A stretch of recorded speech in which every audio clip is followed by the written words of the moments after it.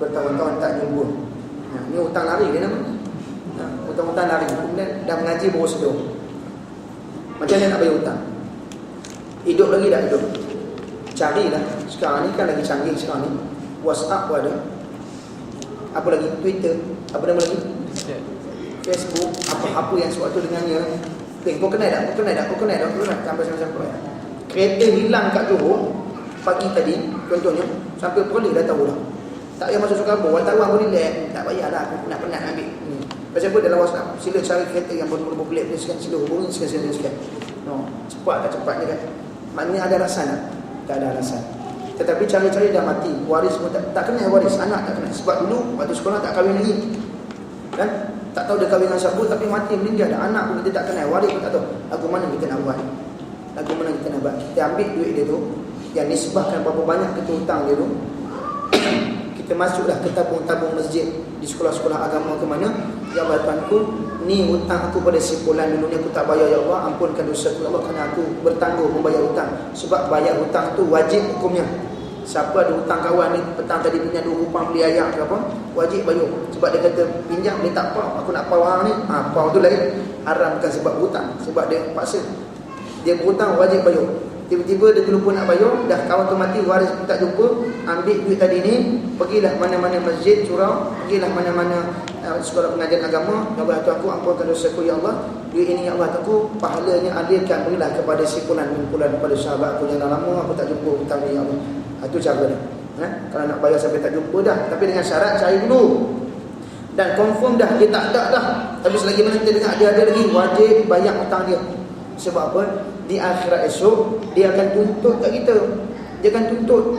Dulu hutang aku kat dunia tak banyak, aku nak tuntut kat hang banyak. Hari ni di akhirat di yaumil mahsyar, hang bayar aku dengan pahala hang. Aku tak mau duit dah. Hang pun tak bawa duit. Hang masuk pun orang bagi kain kat hang. Hang tak bawa duit dah. Dompet hang pun tak bawa. Aku nak pahala hang. Mampu kita nak banyak. Tak cukup lah tu ni sebab pahala kita dengan hutang kita. Hang tanggung dosa aku. Akhirnya kata, bila ke mana? Kita banyak cara mana? Yang duit tadi ni kita infakkan. Ini sebab duit itu dialihkan pahalanya kepada si kawan kita. Apakah amalan yang disunatkan untuk kita lakukan di bulan Zulhijjah selain ibadah korban? Dia tidak ada ibadah khusus yang dikatakan, melainkan ibadat yang dikata setiap bulan itu puasa lah. Puasa dalam bulan Islam, puasa sama ada Tasu'a ataupun Ashura, ya, puasa. Ataupun puasa disebut puasa putih. Puasa putih. Ni saya sebut ini, mungkin ada orang yang kebanyakannya tak biasa dengar lagi. Dan ada orang biasa dengar tapi dia tak tahu. Ini Nabi yang sebut. Dalam kitab hadis disebut Ayyamul Bayd ataupun Shaumul Abyad, disebut puasa putih 13, 14, 15 Hijriah. Ingat tu, puasa putih. Hari ni berapa bulan Hijriah saya pun tak ingat. Hari ni berapa?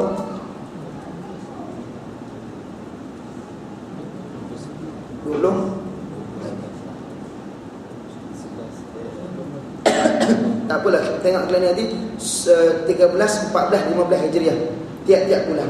Maknanya bukanlah kita kata ibadat khusus bulan Rajab begini, Syaban begini. Sebenarnya puasa yang tiap-tiap bulan yang khusus tiap-tiap bulan tu amalannya kebanyakan puasa. Di antaranya 13, 14, 15. Puasa kita lepas ni. Puasa tiap-tiap bulan Islam. Kemudian ataupun 3 hari sebulan. Awal, tengah, hujung. 3 kali. Pasal apa dipanggil 13, 14, 15 Hijriah ni puasa putih? Sebab waktu tu bulan tu mengambang. Dia panggil puasa putih. Putih, cerah waktu tu. Faham? Jadi kita puasa putih. Jadi ibadat khusus mungkin saya terlepas yang lain khusus. Tapi puasa tu di antara amalan yang dibuat di setiap bulan, termasuk di bulan Zulhijjah. Betul juga kan? Selain daripada korban-korban tu, benda yang dituntut terlebih lagi kerana sabit dengan Hari Raya Aidil Adha. Habis. Kemudian ditegah berpuasa pada 10, 11, 12, 13 Zulhijjah. Tak boleh kan? Tak boleh kita berpuasa 10, 11, 12, 13 Zulhijjah. Maknanya 4 hari, 3 hari Tasyrik dan termasuk hari raya kurban. 5 hari tidak boleh, haram kita berpuasa.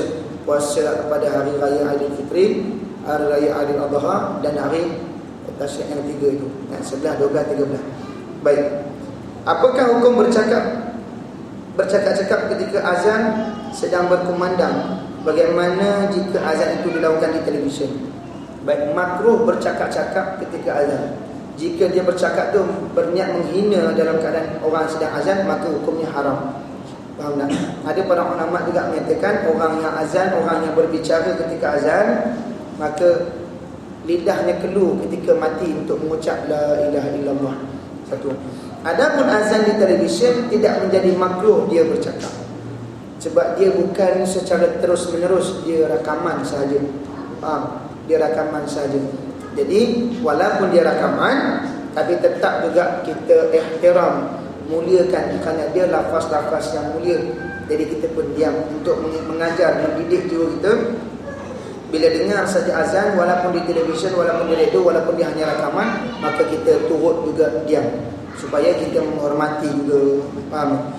Kerana apa? Bila ditanya pasal apa? Sebab dia rakaman. Dia rakaman. Mana rakaman bila-bila masa boleh pasang. Waktu duha pun boleh pasang azan. Ini apa? Pasal kan kadang handset kita macam tu kan. Kita tengok sembang, handset pun bunyi Allahu Akbar, Allahu Akbar, kita pun diam. Pasal apa? Handset pun azan. Handset azan nak diam siapa? Itu azan tu kena diam. Tak payah, itu handset yang azan. Televisyen yang azan. Betulkah kenyataan seorang ulama muda tentang kenaikan minyak adalah ketentuan Allah? Dia ulama ni, taraf ulama ni, dia taraf syekh. Syekh ini 40 tahun ke atas. Kalau bawah daripada itu, dia mengaku ulama, bolehlah mengaku, tak ada masalah. Dia ulama ni. Nabi menjadi Rasul umur 40 tahun ke atas. Nisbah umur 40 tahun ke atas itulah sebenarnya umur orang yang matang. Dia banyak ilmu sekalipun, dia belum cukup lagi ilmu kematangan pada diri dia. Sebab tu Nabi dididik daripada kecil bela kambing. Umur 25 tahun Nabi bagi Allah Ta'ala fardu takdiran kahwin. Kemudian Allah Ta'ala ajar macam-macam, Nabi ujian 40 tahun barulah diangkat jadi Rasul. Nabi ni Rasul. Baik, umur 40 tahun tu tempohnya syekh. Syekh ni maknanya orang yang matang. Orang yang matang. Sebab tu Nabi sebut barang siapa yang tidak berubah sikapnya sampai umur 40, maka dia akan terus dengan kelakuannya begitu. Maknanya 40 tu matang, tempoh empuk. Empuk dengan tak empuk macam tu lah. Kalau tak empuk juga senang, kita ambil apa pun, tak empuk je dia. Bukan empuk itu ubi kayu nak pergi empuk itulah lama masaknya. Jadi kalau belum umur 40-an, belum lagi, baru 35, bayar kita lebih kurang je. Muda sikit, dua sikit, lebih kurang tu je. Ulama muda tu satu benda yang tak sepatutnya. Pertama. Yang kedua, Ustaz lari pada soalan. Ini soalan ulama muda. Saya sebut ulama muda dulu, belum dia jawapan kenyataan lagi. Yang kedua, ulama dia tidak akan mengaku dia ulama. Sebab Imam Syafi'i kata apa? Lagi aku mengaji, lagi aku sedar punya aku ni jahil, aku bodoh. Imam Syafi'i, Imam Mustahil. Lagi aku mengaji, lagi aku belajar fiqh, lagi aku mengajar tasawuf, lagi aku belajar tasawuf, lagi aku belajar tauhid lah. Contoh kita gitu. Lagi aku tahu ya Allah banyaknya ilmu Allah Ta'ala yang aku nak kena ambil, nak kena cari. Jahilnya aku, lagi jahilnya aku. Lagi mengaji, lagi sudah dia kena kurang ilmu. Itu orang yang ilmunya bertambah. Dia tak ada kata kita wujudkan satu persatuan ulama muda apa ilmu apa, saya pun tak tahulah. Bukan kat Malaysia tu tempat lain. Kat Malaysia tak ada. Dia tak mengaku. Jadi kalau begitulah keadaannya mengaku, orang yang mengaji, minta maaf lah, kalau orang mengaji dia tengok orang ni mengaku ulama, dia tak hilang sifat tawaduk orang sebab dia mengaku dia orang yang alim. Tawaduk tak ada, tak layak dia dengan orang ulama. Ulama mesti tawaduk, mesti warak. Faham tak? Tiba-tiba lah dia nak kata-kata, oh dia kata kena redha lah ketentuan Tuhan. Betul lah ketentuan Tuhan, betul. Tapi jangan jadi qadariyah, jangan jadi jabariyah. Dia pernah kata, Allah dia pula. Bukan dia yang sini, di tempat lain. Dia tu pernah kata dekat Usuk Qadawi Khawarij, puak-puak tu pernah kata kita ada 100 tauhid sebagai kitab jabariyah. Dia tak sedar kat dia boleh jadi jabariyah. Serah bulat-bulat, kena clear kan, kena clear perkataan itu. Ya, naik minyak ni ketentuan Allah Ta'ala, betul, memang betul. Tapi perhabiskan, lanjutkan lagi. Kita kena usaha dan ikhtiar, yang Tuhan kena perhabiskan. Sebab kalau serah bulat-bulat pada Allah Ta'ala, boleh jadi jabariyah. Serah bulat-bulat, dah tentuan Tuhan, macam mana. Seumpama boleh lebih clear lagi, boleh ke ni? Ada kelas kan? Tak ada kelas.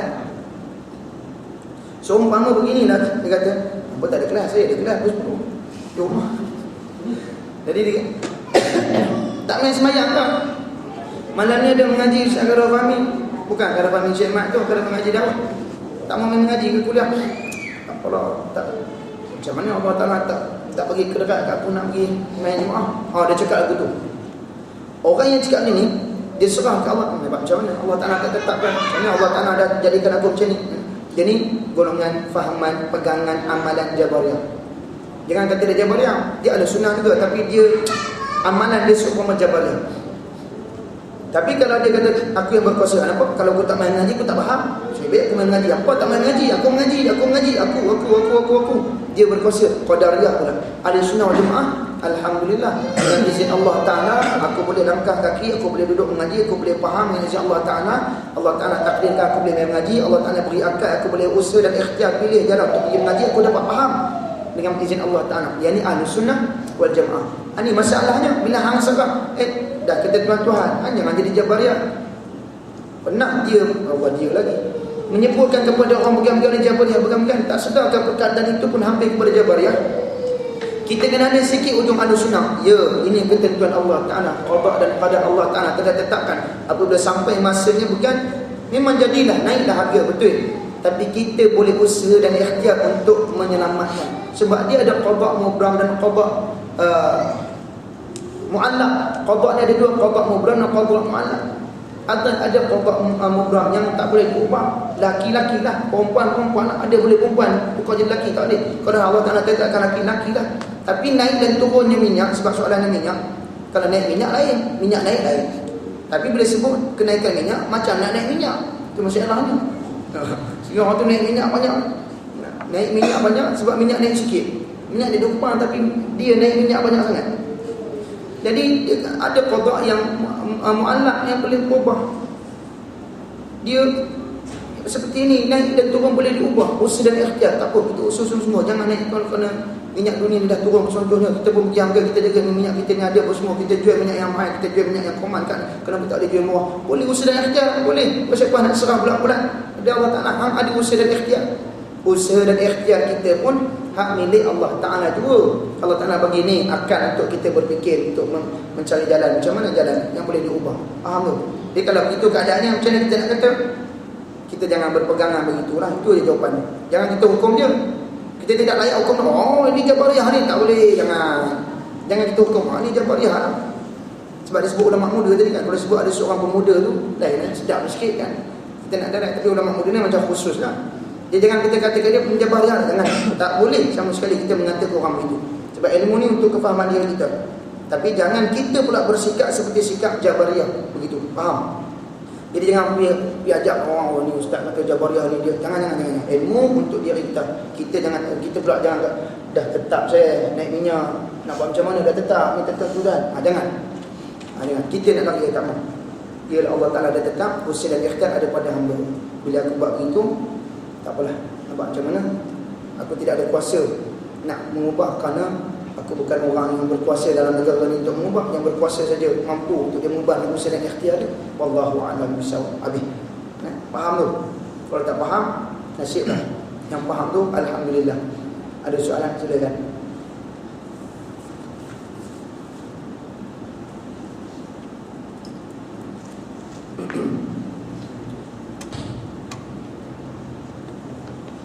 Wallahu a'lam bishawab. Al-Fatihah. أعوذ بالله من الشيطان الرجيم. بسم الله الرحمن الرحيم.